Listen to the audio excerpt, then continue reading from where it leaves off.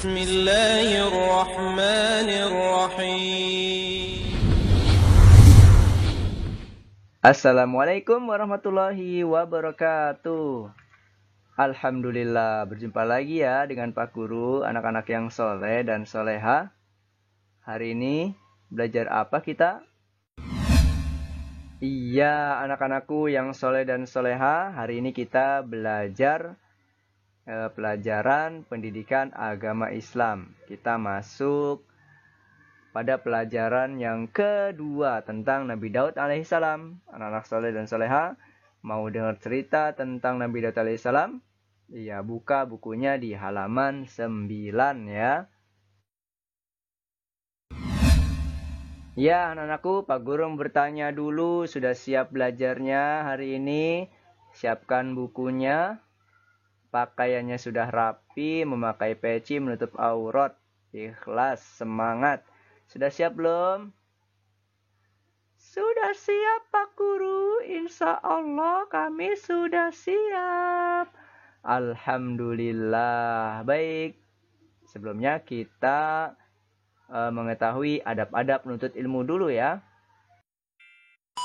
Ya, anak-anakku yang soleh dan soleha, ya kita ketahui lagi nih, tiap hari Pak Guru nggak bosan-bosan menyampaikan bahwa adab-adab tentang menuntut ilmu. Yang pertama itu kita harus ikhlas, kedua semangat, yang ketiga tenang menyimak video dari Pak Guru ya. Kemudian pastikan pakaiannya rapi, duduknya rapi, menutup aurat ya. Nggak boleh terlihat auratnya meskipun belajar di rumah ya anak-anak. Kemudian menyimak dengan baik ya apa-apa yang disampaikan oleh Pak Guru dan Ibu Guru. Paham ya? Nah, anak-anakku yang soleh dan soleha, kita memohon pada Allah semoga yang kita pelajari ya, semoga dengan menjaga adab dalam menuntut ilmu kita diberikan pemahaman dan ilmunya bermanfaat untuk kita ya, insya Allah. Maka dari itu hendaknya anak-anakku semuanya jaga adab-adab dalam menuntut ilmu ya. Yang ini sebagiannya, ini banyak ya adab menuntut ilmu ya, tapi Pak Guru tuliskan hanya sedikit saja ya. Insya Allah bermanfaat, ilmunya bermanfaat dan mendapatkan keberkahan dari Allah Subhanahu wa Ta'ala. Baiklah anak-anakku yang soleh dan soleha, jika sudah siap semua, mari kita simak pelajaran berikut ini. Kita berdoa dulu ya. Bismillahirrahmanirrahim. Alhamdulillah. Wassalatu wassalamu ala rasulillah wa ala alihi wa sahbihi wa man wala amma ba'du.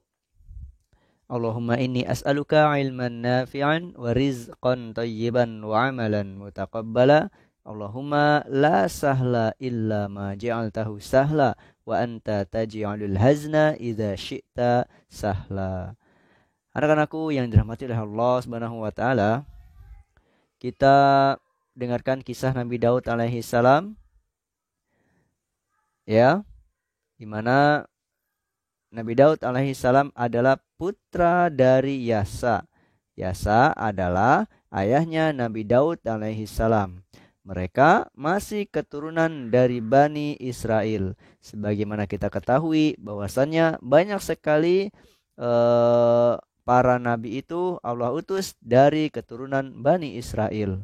Ya. Kemudian Nabi Daud dan ayahnya tinggal di Bethlehem. Bethlehem itu ada di negeri Palestina ya, atau disebut bagian dari negeri Syam. Nah, negeri Palestina ini masih ada sampai sekarang, yang kini sedang dijajah oleh Zionis Yahudi. Kita doakan semoga negeri Palestina ya, penduduk Palestina Allah menangkan dari kekejaman orang-orang Yahudi. Anak-anakku yang dirahmati oleh Allah Subhanahu wa taala, dahulu ketika Nabi Daud masih kecil ya, dipimpin oleh raja yang amat bijaksana, adil yaitu namanya Raja Tolut. Tapi anak-anakku sekalian, sebelum Bani Israel itu dipimpin oleh Raja Tolut, ya, sebelumnya ada seorang raja juga yang sangat bengis, kejam, namanya itu Jalut, ya. Saking kejamnya, karena kejam sekali, kejamannya yang merajalela kemana-mana, ya, menindas orang-orang Bani Israel, ya, mengambil barang-barang Bani Israel. Nah, akhirnya orang-orang Bani Israel pun melakukan perlawanan terhadap Raja Jalut. Ya, mereka berperang di bawah pimpinan Raja Tolut ketika itu. Nah, Raja Tolut ini adalah raja yang dipilih oleh Allah Subhanahu wa taala, ya, melalui nabi Allah, yaitu Nabi Samuel ketika itu, ya. Ketika itu masih ada Nabi Samuel, di mana Nabi Samuel itu pendapatnya orang yang paling didengar, orang yang dihormati sama orang Bani Israel ketika itu. Nah, orang Bani Israel minta agar dia berdoa kepada Allah agar diutus raja, maka diutuslah Raja Tolut ketika itu, ya. Singkat cerita saja, ini ceritanya panjang sekali. Nah, ketika itu, ya, Nabi Daud alaihissalam masih kecil. Meskipun seperti itu, ya, Nabi Daud alaihissalam, ya, ayahnya menyuruh agar Nabi Daud yang masih kecil itu ikut berperang. Sebagaimana dua saudaranya yang juga ikut berperang melawan pasukan Raja Jalut.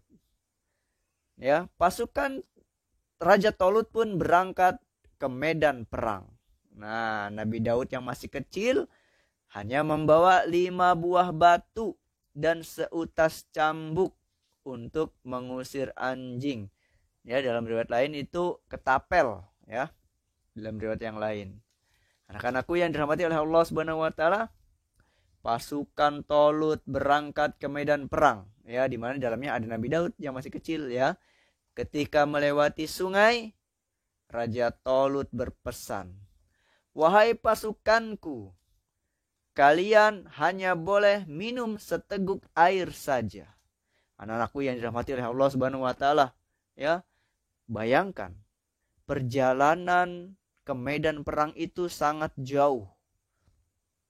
Nah, jauh, panas, ya, haus, pasti haus dan lapar. Ketika melihat air, disitulah keimanan mereka diuji, anak-anakku sekalian, ya.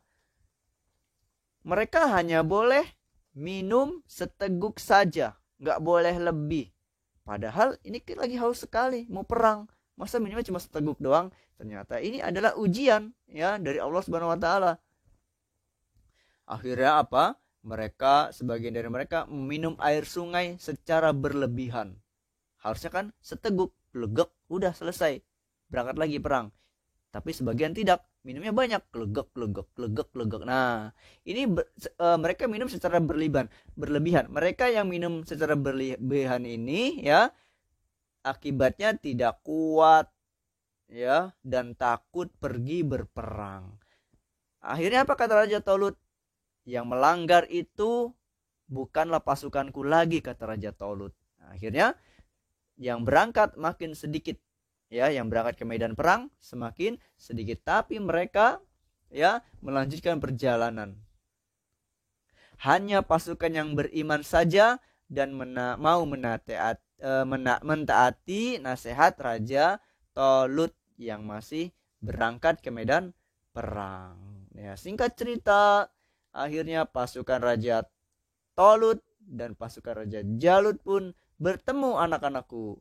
Akhirnya peperangan pun mulai pecah, ya, mereka mulai berperang antara kedua pasukan Raja Tolut dan Raja Jalut. Dengan gagah berani, pasukan Raja Tolut berperang melawan pasukan Raja Jalut. Raja Jalut maju ke depan pasukan. Wah, soalnya Raja Jalut tinggi besar badannya, ya, maju ke depan pasukan. dengan angkuhnya, dengan sombongnya, Raja Jalut menantang duel, yaitu berantem 1 lawan 1. Gitu. Akhirnya yang maju siapa? Yang maju itu Nabi Daud alaihissalam yang masih kecil. Dia yang maju. Ya, ia ingin menantang Raja Jalut. Akhirnya apa? Nabi Daud diketawain anak-anakku. Apa kata Raja Jalut? Hahaha. Melihat anak kecil ini, ya, yang menghadapi dirinya, Jalut tertawa anak-anakku. Hahaha. Jadi cuma anak ini yang mau melawanku. Ya mungkin seperti itu bahasanya ya anak-anak ya. Akhirnya singkat cerita keduanya bertarung ya. Daud mengainkan cambuknya hingga melilit leher Jalut, sehingga raja itu terpelanting dari atas kudanya, jatuh, gubrak. Nah, setelah itu Daud melontarkan batu-batunya hingga mengenai kedua mata Jalut ya. Melihat Raja Jalut tak berdaya, anak-anakku, Daud langsung mengambil pedang raja itu ya. Pedangnya siapa? Pedangnya Raja Jalut, lalu membunuh Jalut. Nah, seketika itu matilah si raja yang kejam dan zalim itu. Sedangkan pasukannya ya banyak yang melarikan diri, kocar kacir ya. Kocar kacir apa kacir kocar anak? Iya, kocar kacir pasukannya ya. Nah, pasukan Raja Talut bergembira atas kemenangan itu. Mereka bahkan kagum akan keberanian Nabi Daud yang masih kecil. Sejak saat itu Talut menjadi raja yang bijaksana bagi Bani Israel. Begitu kisahnya ya anak-anakku. Hingga akhir hayatnya dan setelah Raja Talut meninggal ya, posisinya yang menjadi raja digantikan oleh Nabi Daud alaihi salam. Anak-anakku yang dirahmati oleh Allah Subhanahu wa taala ya. Nabi Daud alaihissalam sebagai nabi dan raja di halaman 11 ya bagian C. Setelah sekian waktu berlalu, Daud alaihissalam diangkat oleh Allah menjadi nabi dan rasul. Ya. Jadi raja, jadi nabi, jadi rasul juga. Untuk apa? Untuk ya membimbing Bani Israel agar beribadah kepada Allah saja. Ya. Ya, jadi Nabi Daud jadi raja, jadi nabi juga, jadi rasul juga. Ya, untuk apa? Untuk membimbing Bani Israel agar menyembah, agar beribadah kepada Allah semata. Nah, kemudian Nabi Daud diberi wahyu oleh Allah. Apa wahyunya? Berupa kitab anak-anakku. Apa kitabnya? Kitab suci Zabur ya. Sebelum Al-Quran itu ada kitab Allah yang sebelumnya itu Zabur, diturunkan kepada Nabi Daud alaihissalam. Nah itu wahyu yang diturunkan oleh Allah kepada Nabi Daud, yaitu kitab Zabur. Kemudian mukjizatnya apa saja? Ya. Nah ini dia, mukjizat ini adalah untuk memperkuat bukti bahwa Nabi Daud alaihissalam itu adalah utusan Allah. Ya, maka Nabi Daud diberi mukjizat oleh Allah Subhanahu wa taala. Di antaranya adalah beliau memiliki suara yang sangat merdu, ya. Kalau Nabi Daud ya membaca Zabur, itu yang mendengar hewan-hewan pun duduk diam, ya. Burung pun yang lagi terbang tiba-tiba berhenti mencelok mendengarkan suara Nabi Daud. Masya Allah. Kemudian selain suaranya sangat merdu ya, Nabi Daud juga dapat melunakkan besi dengan tangannya sendiri. Anak-anak pernah lihat uminya bikin donat enggak? Nah, bikin donat itu kan pakai terigu ya, diaduk-aduk, kemudian dibentuk jadi donat, digoreng ya. Nah, ini Nabi Daud bukan adonan donat. Nabi Daud itu besi, dijadikan dilipat-lipat ini jadi apa gitu ya. Nah, dengan tangannya sendiri, tanpa bantuan yang lain, tanpa bantuan apapun, dengan tangannya sendiri. Nah, manusia sekarang ada nggak seperti itu? Tidak ada.